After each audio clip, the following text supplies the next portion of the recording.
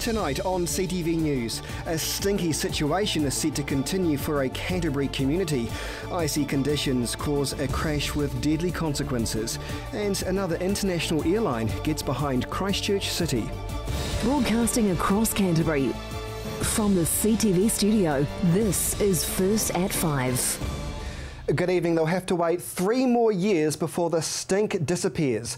Wainui residents have been pleading with the council to get a new treatment system to stop sewage from overflowing into Aotearoa Harbour, but they've been told it's simply not a priority. Jared McCulloch reports. It was a tough decision for the Christchurch City Council, proposing to continue on with Phase 2 of the area's wastewater scheme. But it's not going to begin anytime soon, with the council voting against immediate action and reviewing the options to combat the problem. This has been an ongoing issue for Wainui residents. Back in May 2013, the wastewater from 34 properties was diverted from Aotearoa Harbour to council-owned land.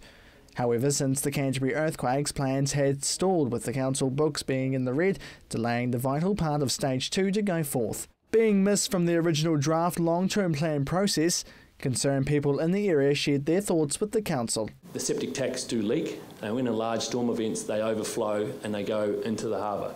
The big problem I can see in Wainui is maintenance of the septic tanks. Now, a lot of properties change hands, and when they change hands, the new property owners don't know anything about septic tanks. Now, they have to be maintained, which means they have to be cleaned between 3 and 5 years, have to be completely cleaned out. At that time, many councillors pushed to see this resolved, with a $7 million project to go ahead and continue Stage 2. But one councillor wasn't convinced all options had been exhausted. Council has continually over, I think the time frame is 20 years, said that at some stage this is going to happen. And now we're in a totally different situation. We've had a major natural disaster and we're still saying the same thing. So I'm just wondering, I haven't seen anything that council staff had been given direction to maybe look at options. Option 3 was likely to go forth today to continue with Stage 2 as planned, which would see construction take place at the start of July this year. However, many councillors were in favour of Option 1 to create a cost-sharing agreement with the 66 full-time residents to pay for new pumps and connections to the council's mainline pressure pump. And some of the local body representatives were all for the scheme to begin development immediately, but were more in favour of a shared proposal. I think they should be paying something towards this. I'd actually prefer they be paying the lot. But, you know, some kind of cost sharing, I think, is absolutely appropriate. I think there should be some sort of cost sharing arrangement. I think it's really unfair that for a small amount of people the burden's placed on all the ratepayers. I think that's actually unfair. When we hear a talk of overflows and pits overflowing, etc., that's personal responsibility. And people do have to take an element of that themselves, and it just seems to be lacking here. However, 10 of the 14 councillors voted against the option of continuing with the current scheme, voting instead to explore other alternatives. Now residents will have to wait until 2018 for any action to take place. Jared McCulloch, CTV News. Drivers are being urged to exercise extreme caution with temperatures set to plummet again tonight. Emergency services worked in overdrive this morning, dealing with multiple accidents and a fatal crash because of black ice. The Christchurch City Council's Transport Operations Centre was in overdrive this morning, with temperatures below zero causing headaches for motorists heading into work. Indeed, there was quite a number of incidents around the network, and obviously a lot of additional congestion as well. So yeah, it's been quite a bit happening. The city was expected to get as low as -4 overnight, but it was noted to be colder, causing large amounts of black ice around the city. There was also a fatal crash at around 8 a.m. near Taitapu, where a woman died when her vehicle collided with a school bus. Caution was advised for a number of state highways around the region as well, due to icy roads. And the council's Transport Operations Centre manager says they're focusing on a number of areas to help increase safety, advising motorists to take it slower on the daily commute to work. Two primary things. One is that drivers are obviously trying to take it easy, safer, and manage their risk. So there's a bunch of additional congestion as a result of that. For instance, on the northern motorway, we observe journey times are up around 65 minutes versus the 20 to 30 minutes normally. So quite a lot of additional congestion. However, we recommend that drivers continue to travel safely and keep themselves safe, even if it does mean they're a little bit late to work. The New Zealand Transport Agency is urging motorists around the region to keep their speeds down, as the black ice won't be going away anytime soon, with the days ahead due to see similar frosty conditions. And Cooney agrees.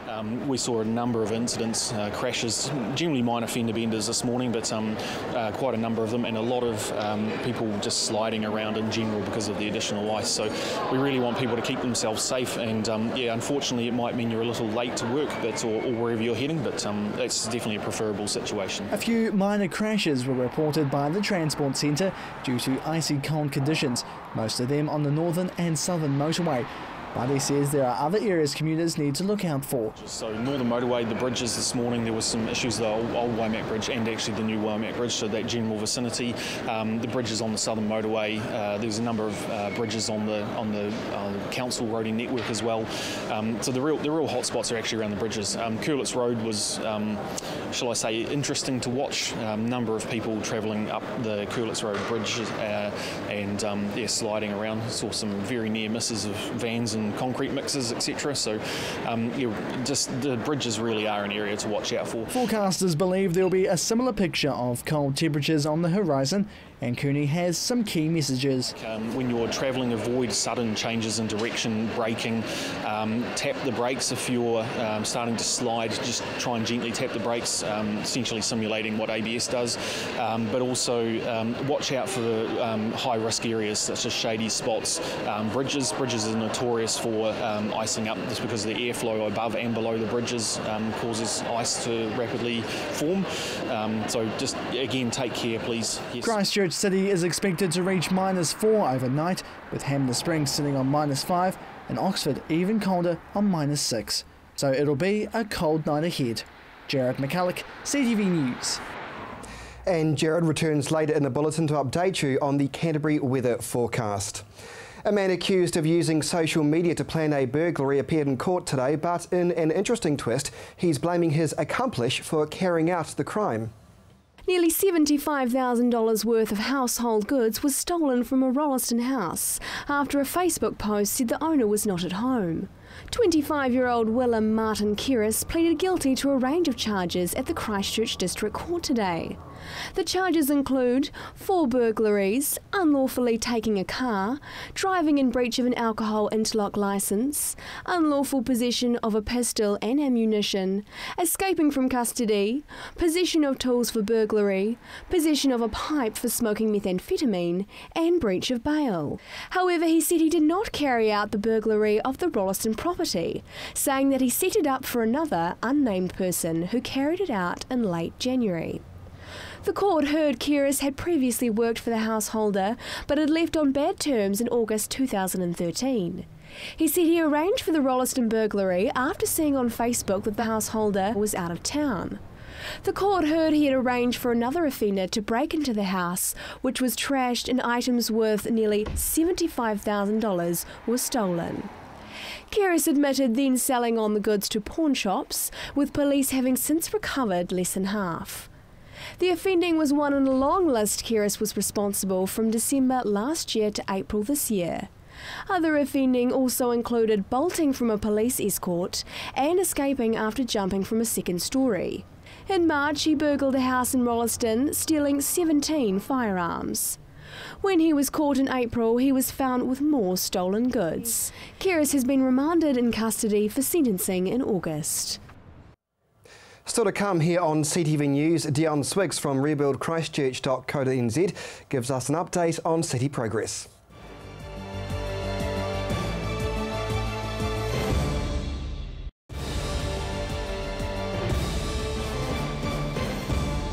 And welcome back to CTV News. Dion Swiggs from Rebuild Christchurch is with us to update us on the good and the not so good when it comes to rebuilding Christchurch. Let's start with Sarah, shall we, just for a change? They've updated their public works timeline. What does this mean? And let me hear something positive for once.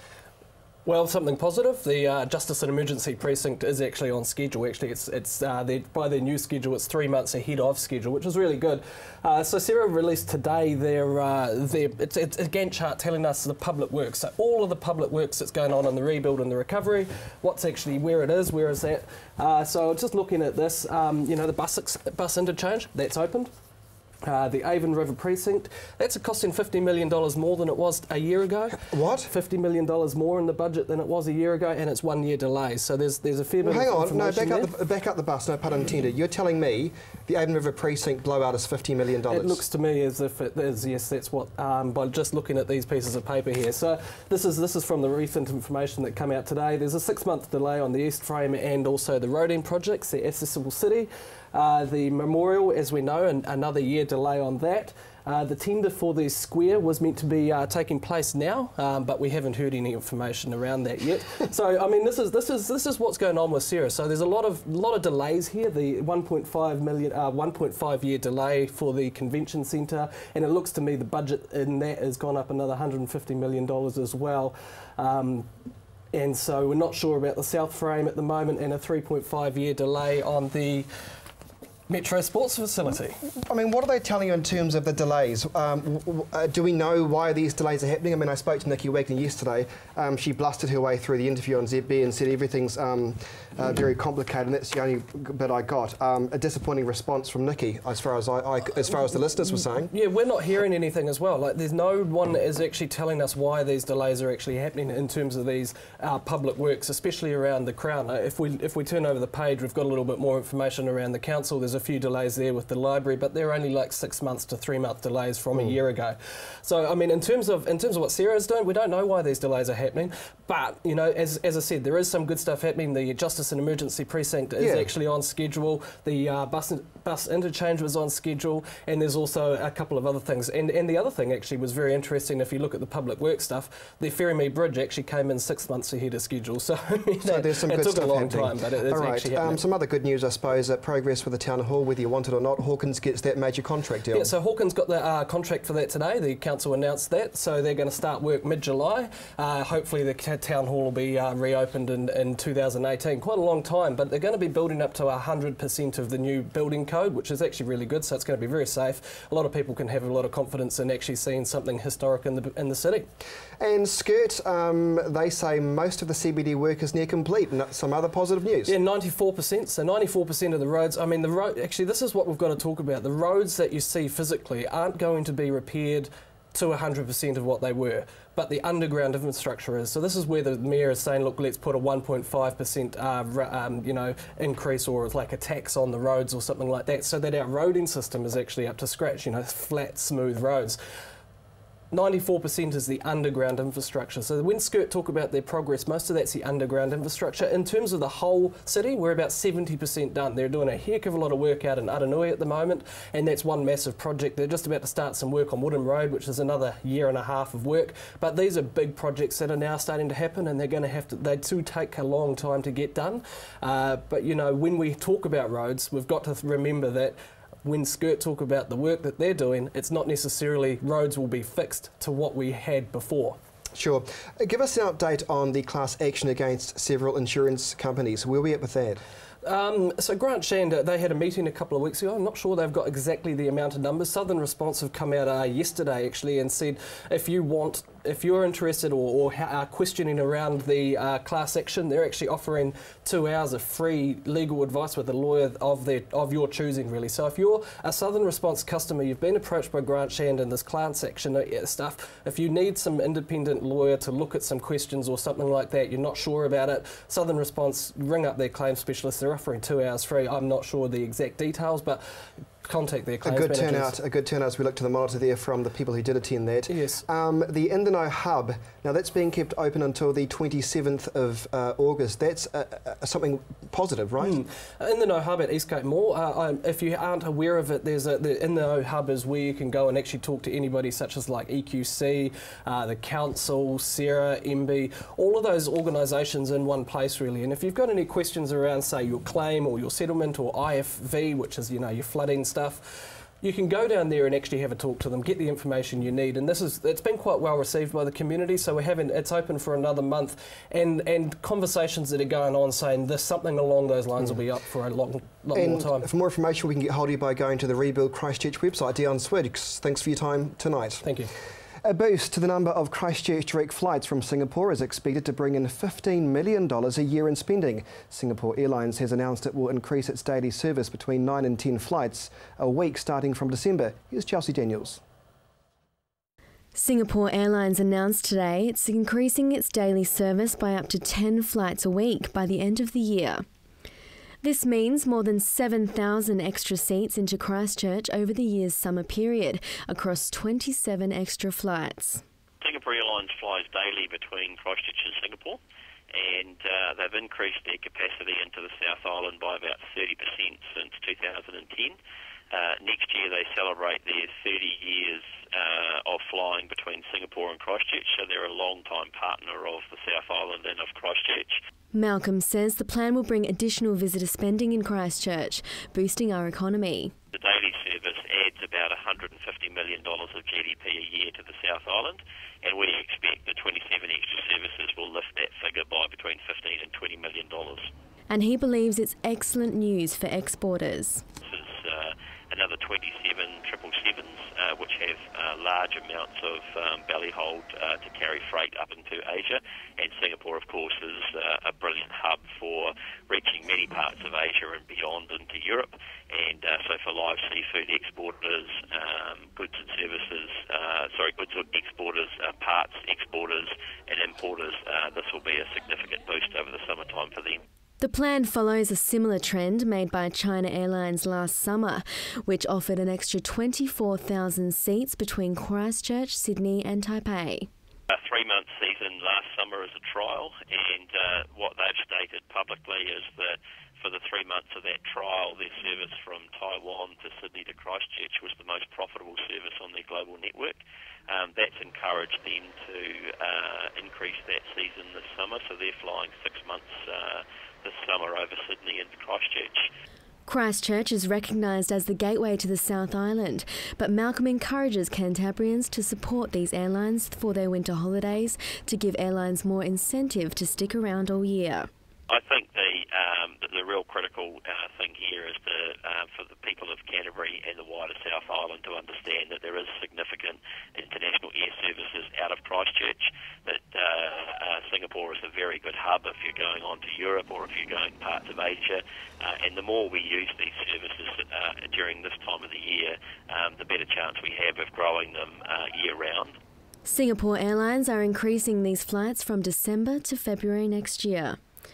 Chelsea Daniels, CTV News. Fantastic news. Well, still to come here on CTV News, New Zealand's first sport fishing location with wheelchair access opens near Kaiapoi.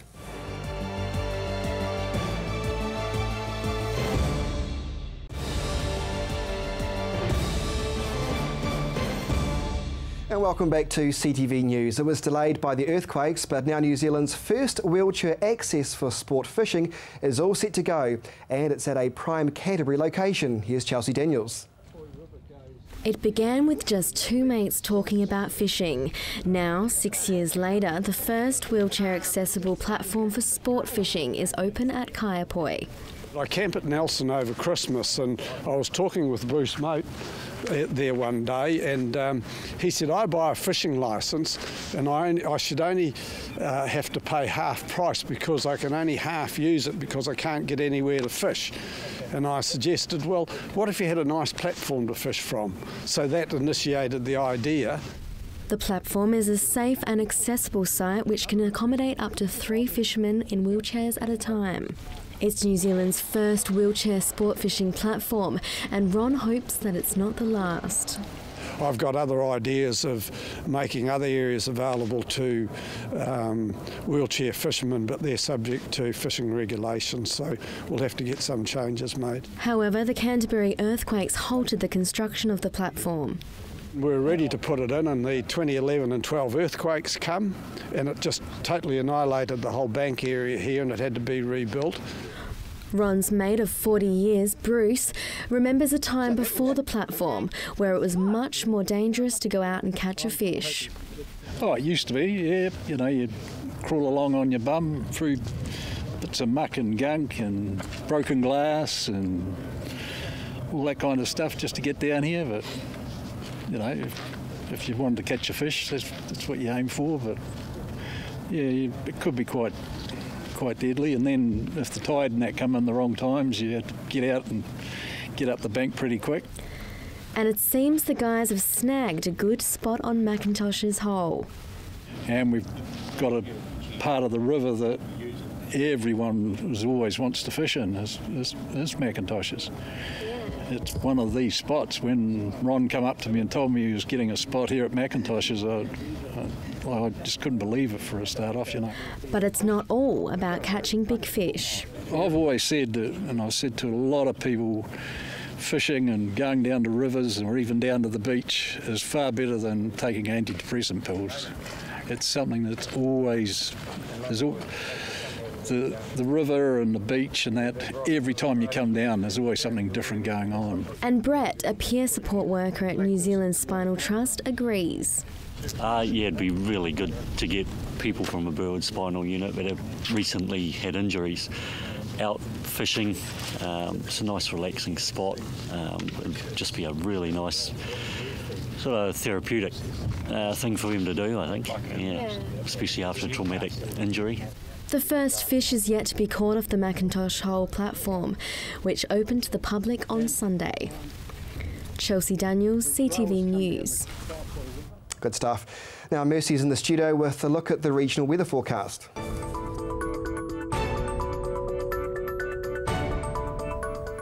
Kia ora Canterbury. Well, it was a cold and icy start for most of us this morning. It actually got down to minus 19 degrees at Pukaki today. But let's take a look at today's temperatures. Twizel on 4 degrees, a little bit chilly for you.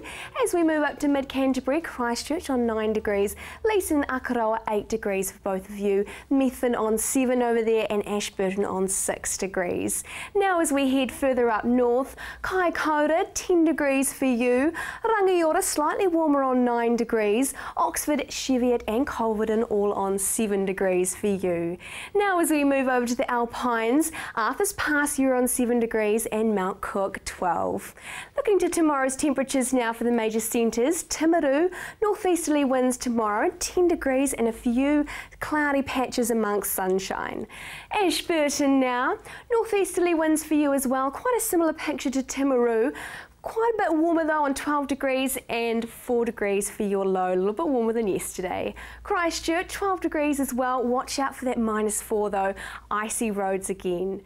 Kaikoura, sunny day for you in store tomorrow with 10 degrees and your low of 2, not too bad. Now looking at other areas for tomorrow's temperatures, Twizel 6 degrees for you with northerlies, northeasterlies in Temuka and Geraldine. As we move further on up to mid-Canterbury, Leeston you're taking out the region's high tomorrow with 13, northeasterly winds as well for you and Akaroa. Now as we move further on up to North Canterbury, Hammer Springs, watch out for that -5 in the morning, quite chilly, wrap up warm for that one. Oxford also on -6, your high tomorrow 7 degrees. And as we head to the Alpines, Lake Tekapo 9 degrees for you. Looking to the upcoming days now for Canterbury, Thursday, lots of sunshine here, a little bit of cloud patches for Christchurch, 14 degrees for Kaikoura with northeasterly winds. Looking now to Friday, Bit more cloudy patches we can see here. Nice day for Ashburton, quite sunny, but Christchurch and Timaru a little bit warmer for you. Looking to other areas now, Thursday we can see South Canterbury, lots of sunshine, still cold temperatures though. As we move up we can see northeasterlies and a few cloudy patches. Looking to Friday's temperatures now, we can see cloud and it's going to be a little bit cold as well, with a little bit of sunny patches coming through and sunshine as we head further north. So as you can see, it is a little bit warmer over the next couple of days. There will be lighter frosts for some in the morning, but make sure you still wrap up warm for those. For now though, that's your weather update for Tuesday. Thank you, Mercy, and that is CTV News for Tuesday. Have a warm evening, won't you?